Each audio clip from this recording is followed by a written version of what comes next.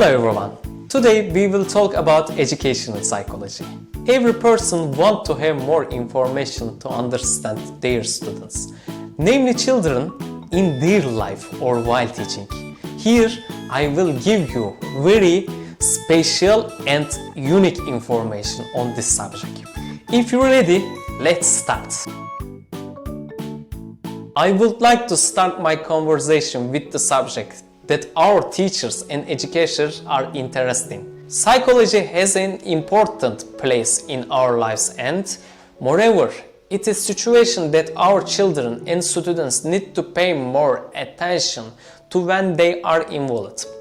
Also, there are big problems during adolescence. We will have nice conversation together, which will look through from our psychology window.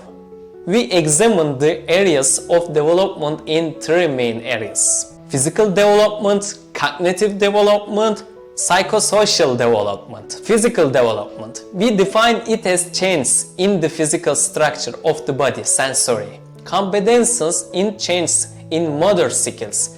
This area examines, for example, body size, nervous system, muscle and skeletal system, structure of organs, motor skills. In some sources, it is referred to as biological development. Changes in period are the main subject of biological development. To briefly explain again, physical and engine. Physical changes that occur in organ and organ structure. Engine change in the motion system. For example, when does the child retire, when does it cry, etc. Cognitive development. It is change in thinking, learning and remembering processes with age. Issues such as attention, consciousness, intelligence, perception and language use are studied in this area. Cognition is tried. All of the answers were given to question of how we think. We can say in the thinking process.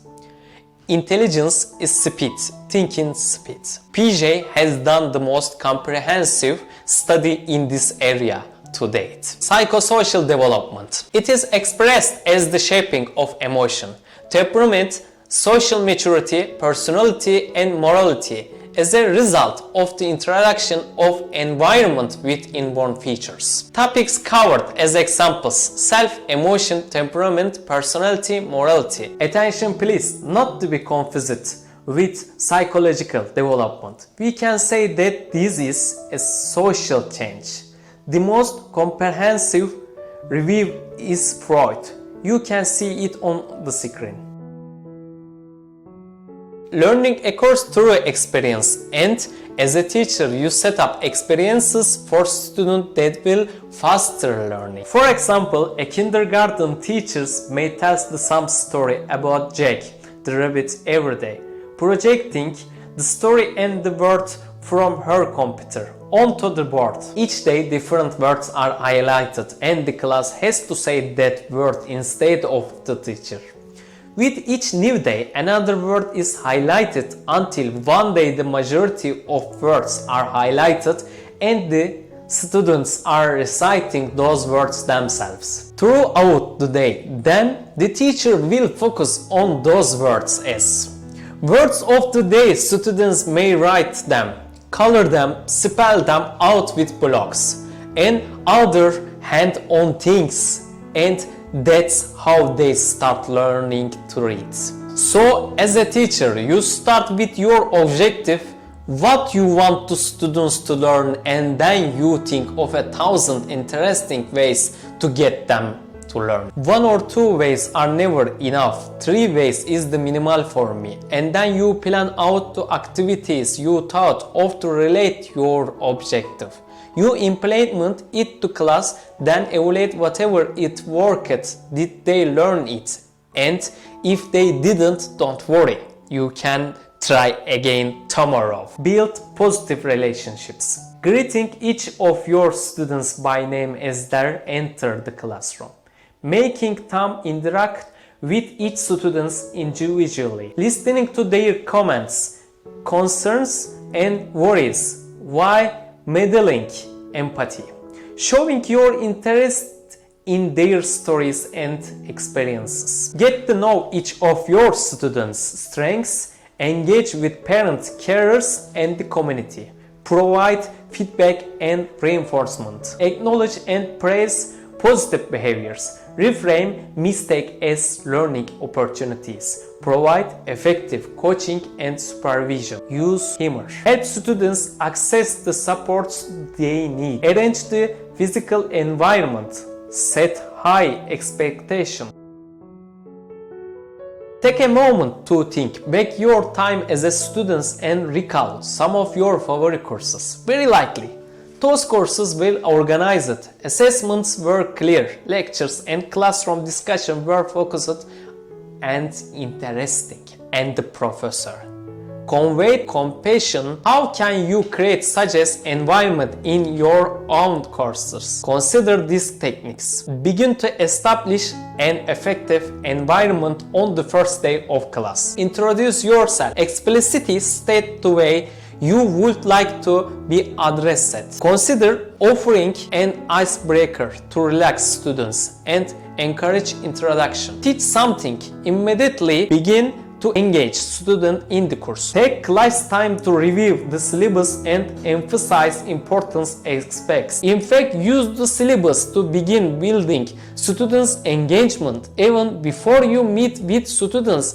by ensuring that it articulates learning outcomes, class format, and expected behavior. During those first few hat-trick at drop weeks, students appreciate an instructor who clearly and concisely present a course overview. Expect some students to come in late. They are getting lost too. Consider setting community rules regarding phones, laptop, talking, sleeping, eating, late arrivals, and early departure with the students. They will appreciate the democratic approach. Interact with students right away. Learn names, anonymity, discourage students' engagement. Using props, name cards, photos, index cards, taking attendance, and handing back papers and homework can help you connect a name with a face. Be prepared to respond to challenge. Seek classroom management for details. Engage, engage, engage.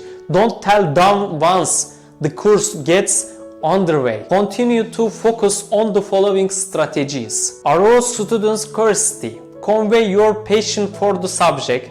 Make course material relevant. Assign challenging but achievable tasks. Give students some control over their learning. Be available to meet students before and after class and during office hours. Finally, I would like to briefly add, when teaching students something, sometimes teach in different environments because it's always good for students. When you give example of plant and environment, take students to garden of the school and let students see the environment. They will concentrate better. Also make them read under the tree. Please do this. First, there are 3 stages of the student motivation. At the beginning of the lesson, in the course, at the end of lesson.